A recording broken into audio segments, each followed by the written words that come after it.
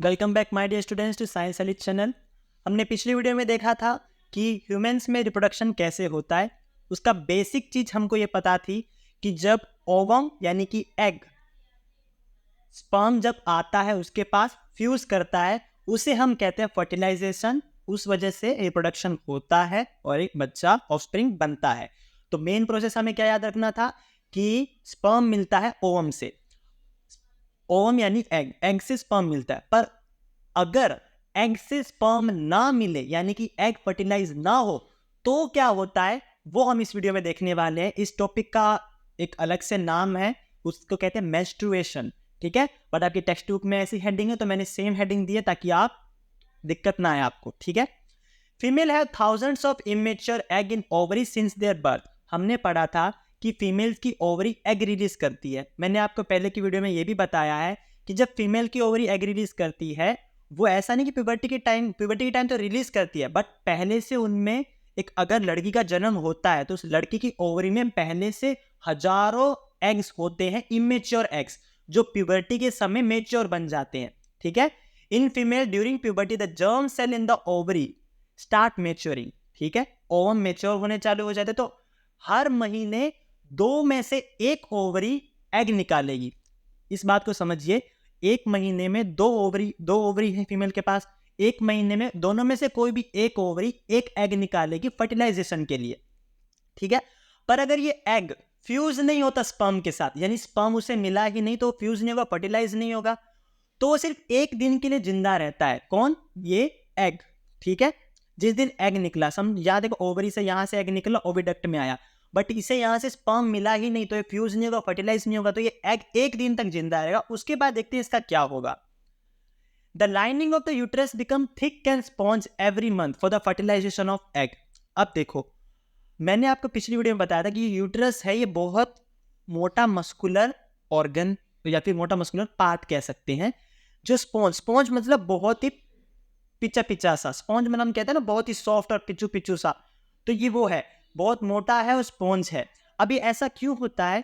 ताकि यहाँ पे देखो, यहाँ एग है, यहाँ पे स्पर्म आया, जायगोट बन गया, फिर जायगोट यहाँ पे आ जाएगा। जायगोट को अच्छी तरह नरिशमेंट मिले, जायगोट को अच्छी तरह खाना मिले, उसकी माता से उसे सारी की सारी रिक्वायरमेंट मिले। इस वजह से जो यूट्रस होता है वो मोटा होता है, स्पॉन्ज होता है, और उसके अंदर बहुत सारी ब्लड सप्लाई होती है। किस वजह से? ताकि एग यानी कि जो जायगोट है उसे खाना पीना मिले, उसकी सारी रिक्वायरमेंट पूरी हो। पर अगर फर्टिलाइजेशन होगा ही नहीं, स्पर्म मिलेगा ही, तो जायगोट बनेगा ही नहीं, तो ये हमें लाइनिंग की जरूरत ही नहीं है। यहाँ पे यूट्रस पे जो लाइनिंग बनी है ब्लड रिच मसल्स की, उसकी हमें जरूरत है ही नहीं। इस वजह से तब क्या होता है, ये टूट जाता है और वजाइना से निकल जाता है ब्लड और म्यूकस की फॉर्म में। ठीक है, तो हमने क्या देखा,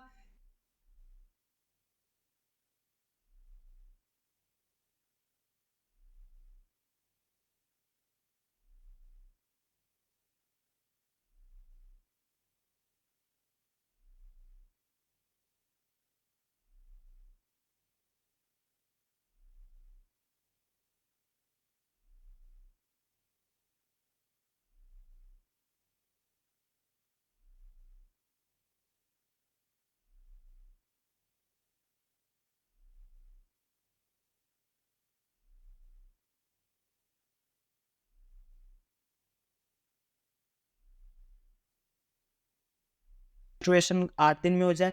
मेंस्ट्रुएशन में होता क्या है कि जो फीमेल होती है उसमें बहुत सारे क्रैम्प्स आते हैं, बहुत दर्द होता है, क्योंकि ये लाइनिंग टूटती है। सीधी सी बात है, अगर ये लाइनिंग टूटेगी तो सीधी सी बात है कि हमारा कोई बॉडी पार्ट टूट रहा है, खून निकल रहा है, तो ऑब्वियस सी बात है बहुत दर्द होगा।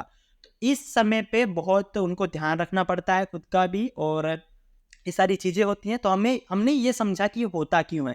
जो एग रिलीज होता है, एग को स्पर्म नहीं मिलता, फर्टिलाइज नहीं होता, फर्टिलाइज नहीं होता तो जो यूट्रस ने अपने काम कर रखा, यूट्रस ने तो पहले से खुद को ब्लड रिच बना रखा कि हाँ कि फर्टिलाइज एग आएगा तो मैं उसे न्यूट्रिशन दूंगा, बट फर्टिलाइज एग ही नहीं है तो इसका कोई काम ही नहीं है। यहाँ पे जो लाइनिंग बन चुकी है मसल और उस सब की, तो ये लाइनिंग को निकलना पड़ेगा, तो ये टूट के ब्लड के साथ म्यूकस के साथ निकल जाती है वेजाइना से। ठीक है, और इसके साथ एग भी निकल जाता है। तो ये 2 से 8 दिन चलता है और इसे कहते हैं मेंस्ट्रुएशन। ठीक है, तो ये बातें आपको इसलिए समझाई जा रही है ताकि आपको अपनी बॉडी के बारे में पता लगे। ठीक है, थैंक यू वेरी मच।